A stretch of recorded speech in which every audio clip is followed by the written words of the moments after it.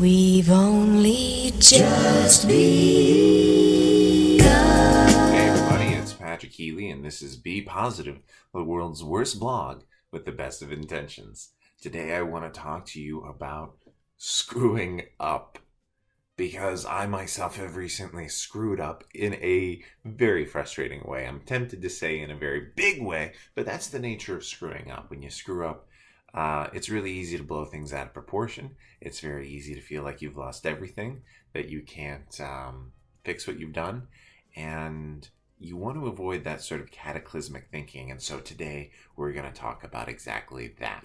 I've spent a lot of time building my Etsy store lately, and when you start from the beginning, it's probably not so much work. You work on your initial listings and, you just put in a sincere amount of effort. It probably wouldn't take that long, except I'm changing stores and I have a ton of listings and it's a lot of work. And I've been putting a lot of effort behind 4 Halloween-based listings to really try to get the momentum ahead of October, because it is September 30th. And yesterday, in my sincere efforts to continue that, I accidentally deleted those 4 listings. They gained a lot of momentum, and I was using the mobile app to do it while I was at work. I took a moment just to try to renew them, just to kind of keep them fresh, and I ended up deleting all 4 of them. And the frustrating part was, there was this moment where I kind of thought, I've never seen that trash can button before. And I thought, I don't want to push that, and my thumb did push that. And then once I pushed it, the screen came up and said, are you sure you want to delete these things? And I thought, I definitely don't. And I was sure I'd hit cancel, and I evidently did not, and I deleted all 4 of them.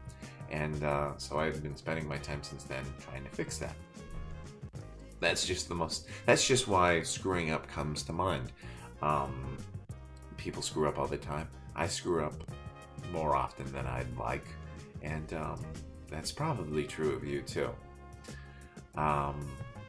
Whether it's doing a ton of writing and closing the document before you save, even if you think you've saved and you save anyways, or you have to force a restart and you're like, the computer should have auto-saved and backed that up sooner, or whether or not you're losing layers of work in Photoshop, or whatever it is.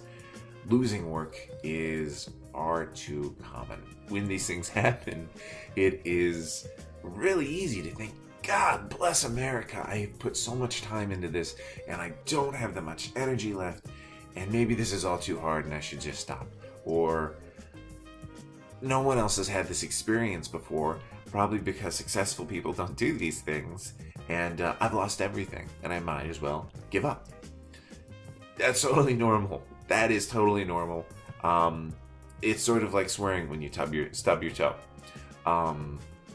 You kind of have to let yourself feel that way, but you give it a certain amount of time. You give it 5 minutes tops of thinking that way. 5 minutes is even a lot of time to be cataclysmic. Because in truth, being cataclysmic is a bit immature. Being cataclysmic is what comes from a lack of experience. Because once you have more experience, once you have ample experience, you realize that you make mistakes. People make mistakes, and it's not the sign of an amateur. It's sometimes the sign of carelessness or an inability to be prepared, but it certainly doesn't mean that you should give up. And it certainly doesn't mean that it's inevitable. A lot of people make mistakes and think, well, this system's stupid, or the nature of this is stupid, and it's open to flaws. Yes, programs make mistakes. Paper gets ruined. That's life.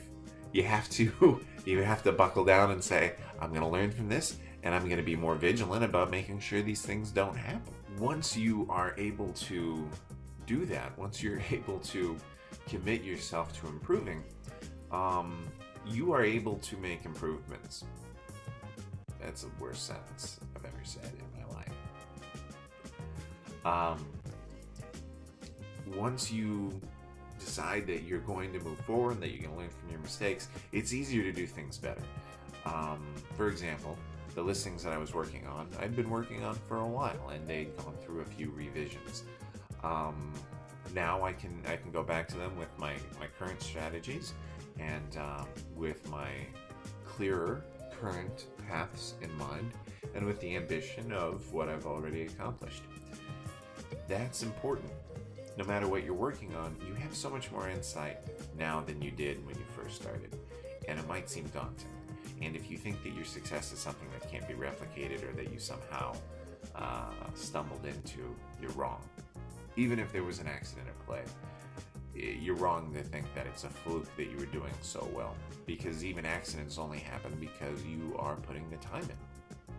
Keep putting the time in, you'll replicate it. You're not defeated just because you get a setback, and it's really easy to think that that's the case. You have to separate yourself from that sort of thinking, though, because setbacks are going to happen. You should think at your happiest moments and at your darkest moments there could be a setback around the corner. Not because that's pessimistic, but because that's life. And if you're not ready for it, you might give in to cataclysmic thinking. You have to stop and say, this could change at any moment, and when it does, I'm going to have a good attitude about it, because that's the only way you can keep moving forward. Hey everybody, can you believe how long or short that preceding video was? Holy moly. Well, if you haven't already subscribed, please do so. It's so easy, and click the little bell thing so that you get notified every time I do something or whatever with YouTube. Comment to tell me what a horrible jerk I am, or if you like me and you want to see me do more stuff. Yeah.